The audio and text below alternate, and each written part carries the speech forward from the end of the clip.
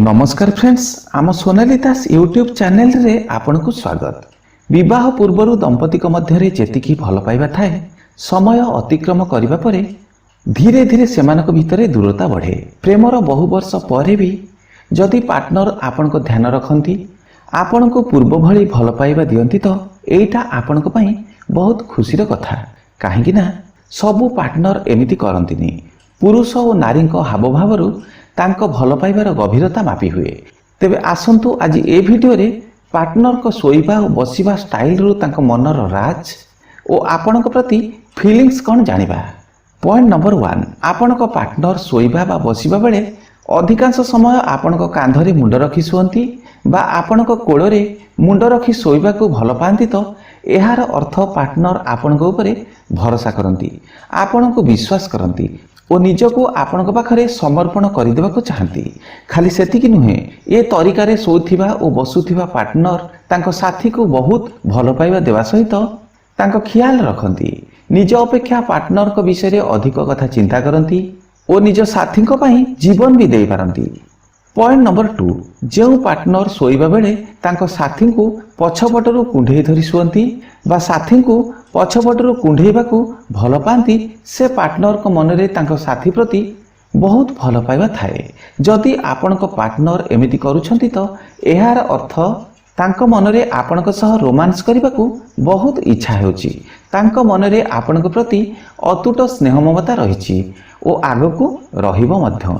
एमिति पोजिशन रे सोउथिबा पार्टनर ए कथार प्रमाण दियंती जे से तांको साथी को बिना गोटे मुहूर्त भी बंची परिबे नाही।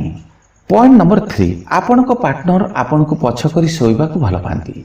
कथा हैला बेले पिठी को आउजी विपरीत दिग को मुह करी कथा हेबा को पसंद करती तो बुझी जांतु एइटा आपणक पई विपदर संकेत। कहीं ना आपण दुई जनक भितरे दूरता पाखे आसुची, धीरे धीरे भल पाइबा कमी कमी जाउची, जहाँकि आपणक संपर्क पई विपदर सूचना। अधिकांश देखा जाइछि विवाहर बहु वर्ष पर दंपति भितरे एकाठी सोइबार अभ्यास न थाए। जणे अन्य प्रति निज संपर्क निभांती सत, हेले दुई जनक भितरे पूर्व भली फीलिंग्स आसेनी कि मनरे पूर्व भली रोमांस करिवार भावना सृष्टि हुएनी। किंतु आपणक पार्टनर आपण को सबु बेले कुंढे धरी सोइबा को भल पाती, आपण को कुंढे कथा हेबा को पसंद करती तो बुझी जांतु से सारा जीवन आपण को पाइबा को चाहती। तांकर ए भल पाइबा केबे भी टूटिबनी। ए स्टाइल रे सोउथिबा पर्सन निज साथी को पर्सनल स्पेस देबा को चाहंतिनी। एमाने केबे भी चाहंतिनी तांको संपर्क रे झगड़ा सृष्टि हो और किछि कथा को नहीं साथी दूरे जांतु। पॉइंट नंबर 5, पार्टनर कथा हैला बेले सामना सामनी कथा हुअंती, आखिरे आखि मिसाई कथा हुअंती, सोइबा बेले आपण को आड़ को मुह करी शुअंती तो एहार अर्थ पार्टनर आपण को सबु बेले पाखरे पाइबा को चाहती, आपण को सह समय कटाइबा को पसंद करती। आपण को ठारू किछि न पाइले भी आपण को मुह को चाही सारा जीवन काटी देबा को चाहती। आपण को देखिले तांकर सबु दुख दूर हो जाए। एमाने मिछ कहिबा को घृणा करती और मिछ कहूथिबा व्यक्ति को सहजरे फाइंड आउट करि पारंती। पार्टनर को पाखरे एथिरु गोटिए लक्षण देखुछंती तो बुझी जांतु आपण को प्रति तांको मनरे गभीर भल पाइबा अछि और सारा जीवन रहिबो मध्य। वीडियो जदि भल लागिछि वीडियो को लाइक करंतु, शेयर भी करंतु।